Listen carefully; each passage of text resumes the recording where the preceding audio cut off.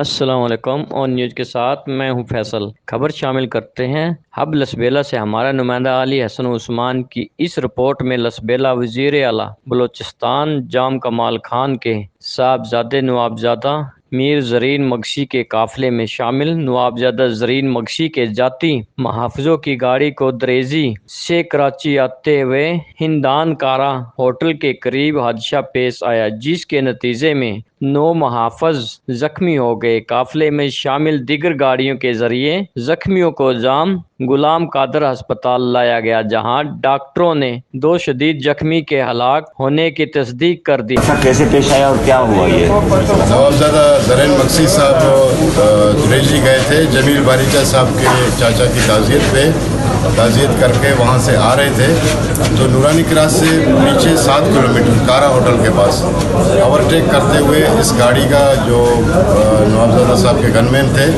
گاڑی کا اگلا ٹائر بسٹ ہو گیا اور گاڑی الٹ گئی، جس میں 2 افراد گن مین شہید ہو گئے اور 7 زخمی ہیں، جن کو 7 کو سول ہب اور ایدھی پولیسوں میں جنرل اسپتال کراچی منتقل کر دیا ہے، اور لاشوں کو بھی جو ہے نا